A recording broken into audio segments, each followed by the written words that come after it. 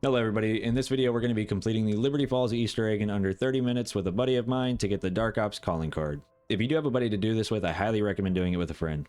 Before we start, I recommend being at least level 20 so you can craft the Mangler cannon at the workbench. I also highly recommend that you make a GS45 Akimbo build as your zombie build so that way you can buy it off the wall in a later round and pack a punch it for the Mustang and Sally's. Without further ado, let's have some fun and get right into it. Okay, like we did last time, let's stay in this area, get our funds up, get our coin up. So we decided to put on Rampage Inducer up until we got to the point where we needed to get the pressure gauge from the bowling alley.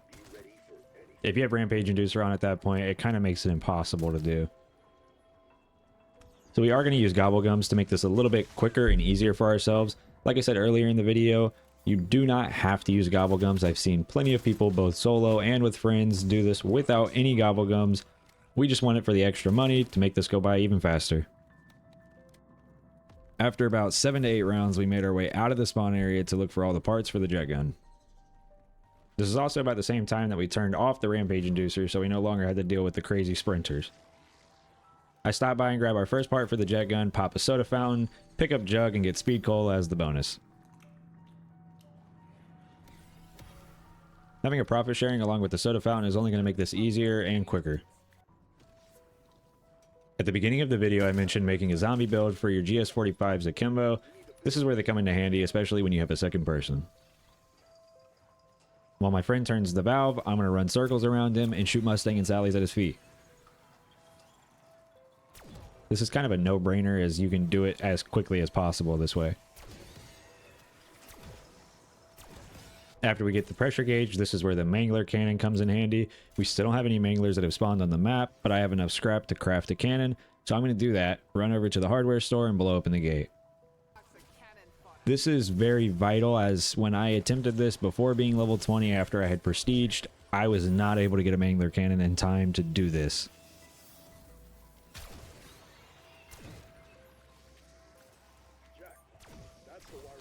I make my way straight over to the crafting table, craft the jet gun, and immediately start to go grab all the LTG parts that are scattered around the map.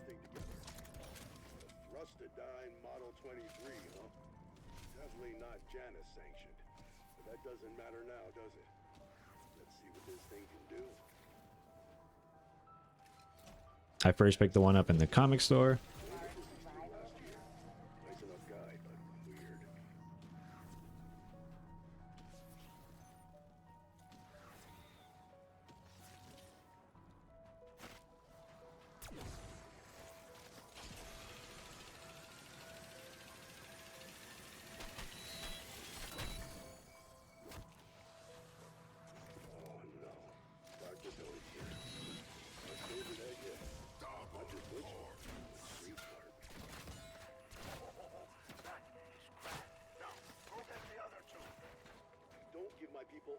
I grabbed this one through the roof, which is usually through the window when you stand on the truck.